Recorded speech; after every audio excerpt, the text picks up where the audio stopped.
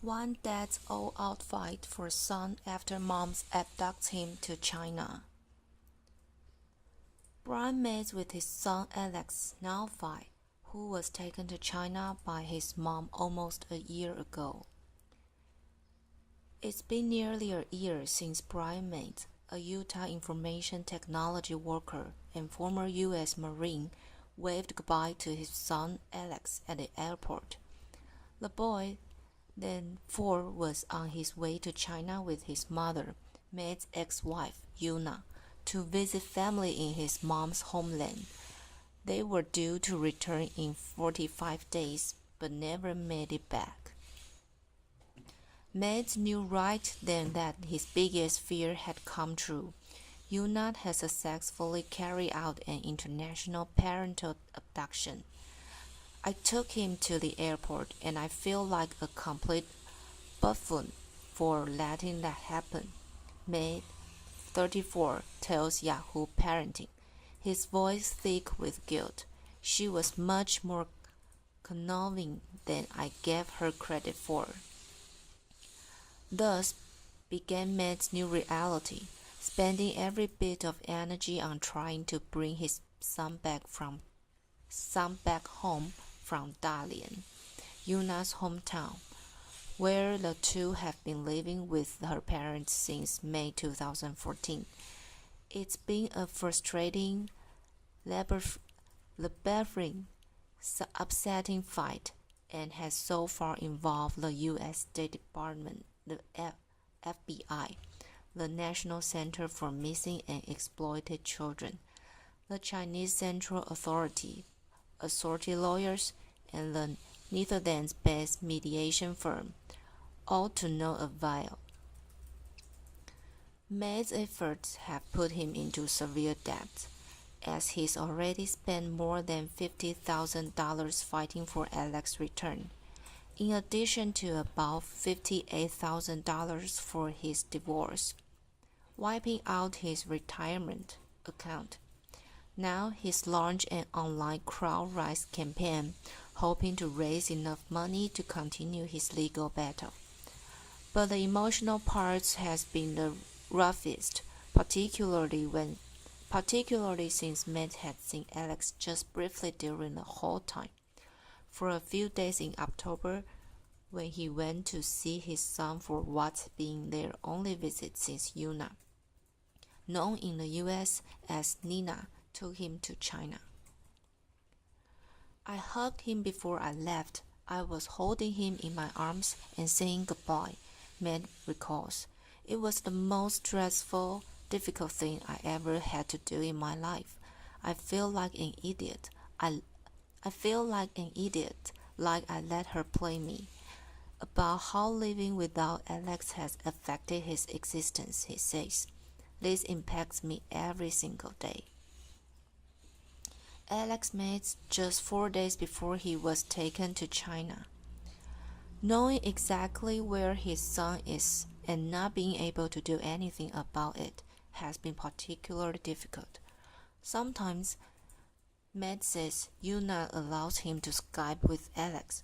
I tell him I love him, I miss him, that I hope he can come soon, Matt says, adding that Alex no longer speaks English and appears to only be interested in watching TV and playing games on his iPad, even when they are on a Skype call together. He worries about how Yuna has explained his absence to Alex and about how he doesn't seem to be attending school.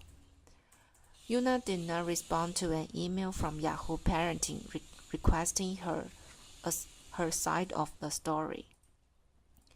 It's awful, this poor little kid, Jill Coyle, Matt's Utah-based divorce attorney,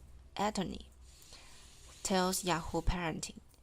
She explains that while allowing Yuna to travel to China with her son was a stipulation that they eventually agreed to in a divorce agreement, it was one she and Matt has great reservations about. This was definitely a big fear of his, but his ex-wife wasn't going to stop fighting for it. So it was either we go to trial fighting it all the way for $25,000 or come up with something we felt was safe enough. So they put safeguards in place, Koyo explains, which include having Yuna sign a notarized statement saying that Alex was a U.S. citizen and that he was to be raised in Utah, requiring that she purchase a round-trip ticket for their travel, having her put up the title of her cars as collateral, and also requiring that Alex a temporary visa which would expire, which it has. Now she says, my client has spent so much money and has tried everything, and everything has left him hanging. The crux of the problem was getting help from officials. In this case is the involvement of China, which is not a party to the Hague Abduction Convention, a treaty that many countries have joined in order to provide a shared civil remedy among partner countries to work toward the best interest of an abducted child.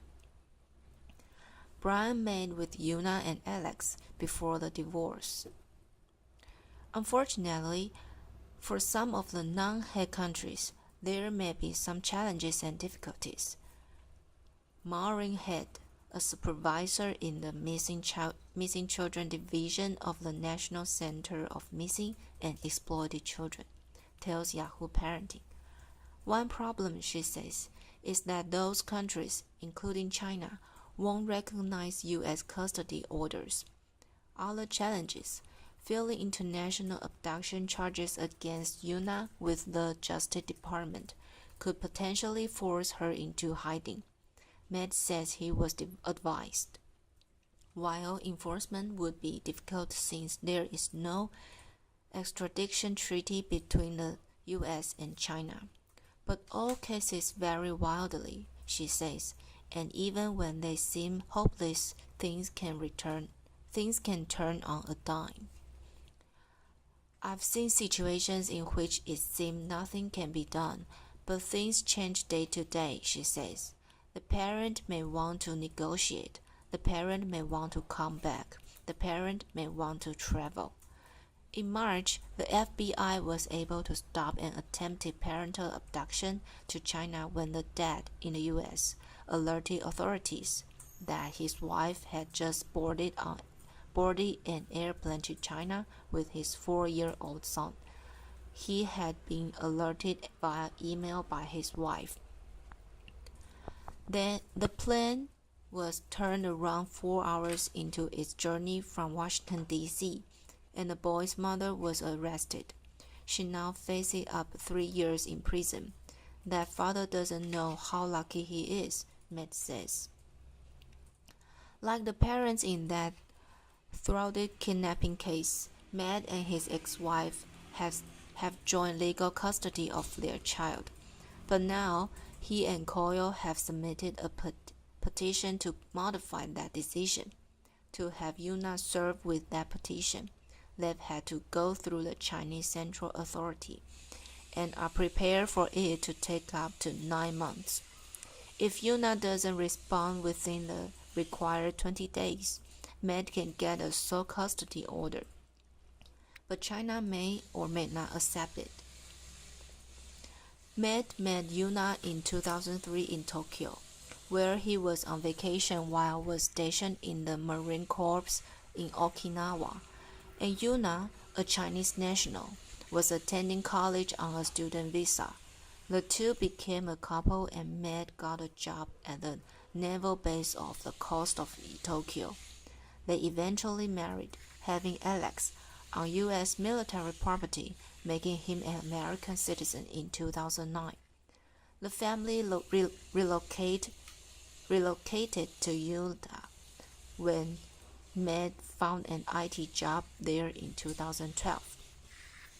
From there, the situation began to develop. There were disagreements about how to raise Alex, particularly around the medical issue, and Yuna believes that their son needed a battery of tests and Chinese herbal treatments. She was like an Hippocratic, but for him, Matt explains. He filed for divorce as well as a police report and an order of protection. When he says Yuna tried to stab him, later, after they were separated, local police charged her for child neglect after a neighbor reported Alex walking alone in a busy street while Yuna was out grocery shopping. Matt provided Yahoo Parenting with documents related to each incident. Matt says that once Yuna had gone to China, she told him the child neglect charges made her afraid to come back to the U.S. He convinced police to drop the charges, but Yuna remained where she was.